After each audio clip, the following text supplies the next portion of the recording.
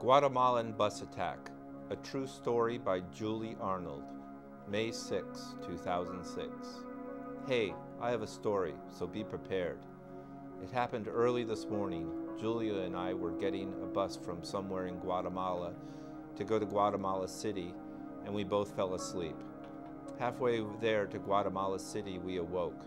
3 guys got on the bus and immediately told everyone to be absolutely quiet. Julia and I tried to hide our bags and held each other. The 3 guys were aiming guns at everyone in the bus. I closed my eyes and only heard yelling, then gunshots. I opened my eyes and looked down to see bullet shells on my sweatshirt. Everything was dead silent. Then I heard more yelling. Soon after, another gunshot, and then everything was silent. Then one of the guys told everyone to get anything of value out. They searched us all. They told us to get up out of our seats, and they searched everything themselves. I was holding Julia, and one of the guys got mad and was yelling at us not to touch each other. With a gun pointed at us, he took almost everything.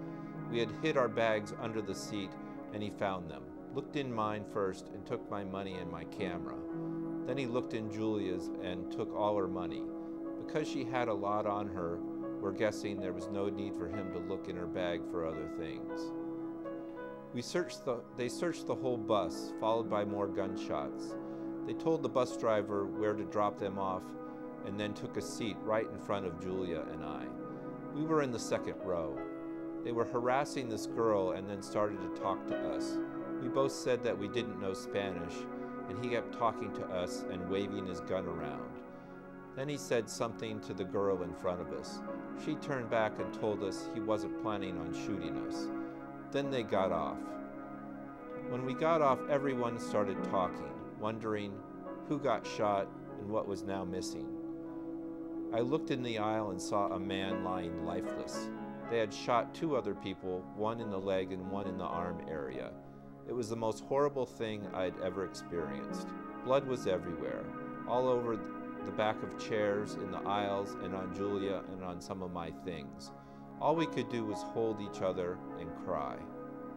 The bus driver took us to the hospital, where the 2 men that were shot got out and went into the emergency room. A man came on the bus and told the people to slowly step over the man who lay in the aisle and that we all had to get off the bus. We were forced to walk over puddles of blood in order to get off. After we got off, we paired up with another couple. They were both from Europe, and they knew Spanish and English. All we could do was stand there, all of us in a hug, telling each other to stay calm and that it was okay now. I started talking to a guy that was also on the bus. It was all in Spanish, so I could have gotten some of it wrong, but I asked him why they killed that man. He told me that the 3 men probably knew him, and the man probably had screwed them over somehow, so they got on the bus, took him, told him they were going to steal everything from everyone and that it would be his fault.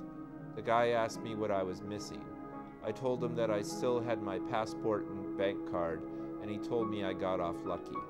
I told him I had never been more scared in my life, and then we exchanged some words to describe what we felt for the guys who did that.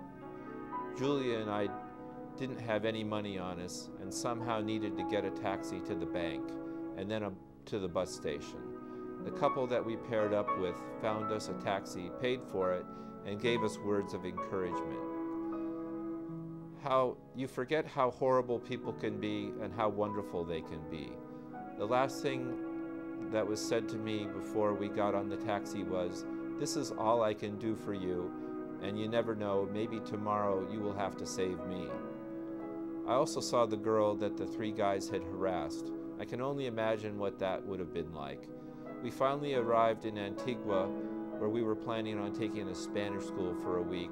Our room at the hostel isn't ready, so we were still in the same clothes and still smell of gunshots. I don't think I fully realized what all had happened, but at this point, I want to block it out of my mind. Both Julia and I are good as we can be, just shaken up and confused. I love you all, y bien bajar, Julie. Let me repeat. You forget how horrible people can be and you forget how wonderful they can be. The last thing that was said to me before we got in the taxi was, "This is all I can do for you, and you never know. Maybe tomorrow you will have to save me."